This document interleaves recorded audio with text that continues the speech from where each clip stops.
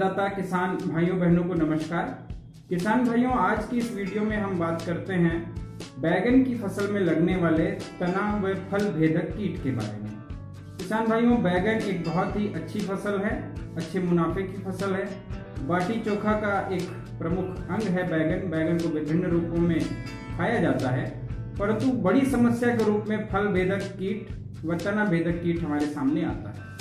किसान भाइयों, उसके लक्षण से आप भली भांति परिचित ही हैं, परंतु फिर भी आप देखिए, यह जो चित्र दिखाई दे रहा है, इसमें यह कली मुरझा गई है, अर्थात यह तने का भाग मुरझा गया है। तो यह सबसे पहला इसका लक्षण है।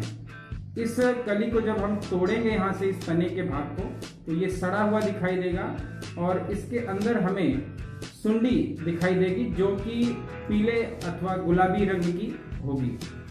किसान भाइयों, यह सुंडी तने को खा दे करके इसके अंदर में अपना मल भर देती है, जिससे कि अग्रभाग को जड़ों से अवशोषित तत्व, खाद, उर्वरक, जल नहीं मिलते हैं और फलस्वरूप फलन नहीं होता है। बहुत बड़ी समस्या ये रहती है।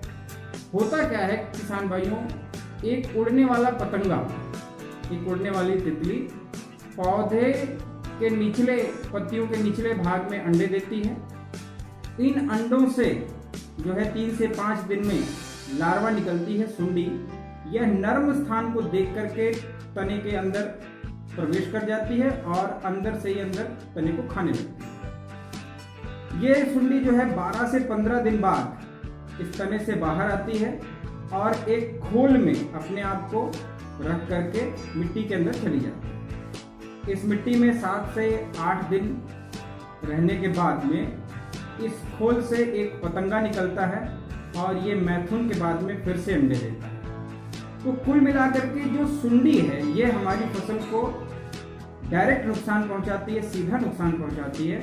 और पतंगा जो है ये अंडे दे करके अगली पीढ़ी को पैदा करता है। एक बार में लगभग 250 अंडे इस कीट के द्वारा दिए जाते हैं और पूरे फसल के सीजन में लगभग 5 इस प्रकार से पीढ़ियां इनकी होती हैं।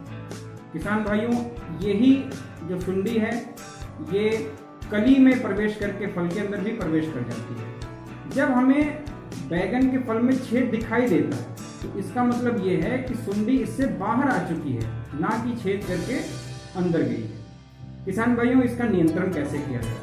सबसे अच्छा तरीका तो ये है कि गर्मियों में खेत की गहरी जुताई की जाए, और जिससे कि क्या है, इसके जो छुपे हुए प्यूपा हैं, जिस खोल से पतंगा निकलता है, ये बाहर आ जाए। इसको हमारे जो परभक्षी कीट हैं, ये खा करके इसको नष्ट कर दे, धूप से ये मर जाए। परंतु जब समस्या खेत में हो गई तो क्या किया जाए? तो कुछ छोटे छोटे उपाय हमें अपनाने हैं। पहला ये तरीका है कि पंछियों के बैठने की व्यवस्था कर दी जाए। 1 एकड़ में लगभग 10 स्थान पर पंछी आश्रय स्थापित कर दिए जाए।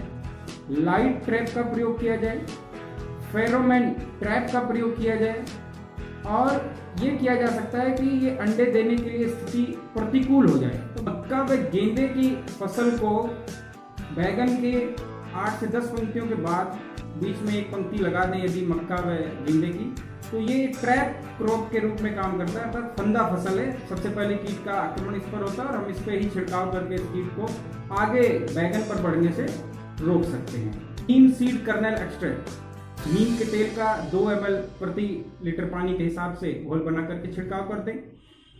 जब भी ये समस्या हमारे खेत में है और हमें छिड़काव करना है, तो ये ध्यान देना है कि पहले ये जितनी भी कलियां हमारी मुरझा गई हैं, तने मुरझा गए हैं, इनको काट के अलग कर दिया जाए। इस प्रकार के फल को अलग कर दिया जाए और जला दिया जाए। जलती हुई आग में डाल दें अथवा गहरा गड्ढा खोद करके इसको जमीन में गाड़ देना चाहिए। किसान भाइयों, कार्बोफ्यूरॉन दानेदार कीटनाशक है। रासायनिक कीटनाशकों के रूप में इमामेक्टिन बेंजोएट का प्रयोग किया जा सकता है, क्यूनाल फास का प्रयोग किया जा सकता है, लेकिन इनकी जब आवश्यकता हो तभी इनका प्रयोग करना है। शुरुआत में ही ये प्रयोग हम ना करें। पीढ़ी की फसल ऐसी ना लें जिसमें ये समस्या आ चुकी हो, तो उसमें पीढ़ी की फसल नहीं लेना चाहिए। तो हम प्रदान करती हैं पौधे को, इनका हम प्रयोग कर सकते हैं, जैसे कि पूसा पर्पल क्लस्टर, डॉली 5 व अर्का कुसुम, ये वैरायटियां हैं, इनका हम प्रयोग करें तो इन विशेष बातों का ध्यान रख करके हम इस कीट से अपनी फसल को बचा सकते हैं। धन्यवाद।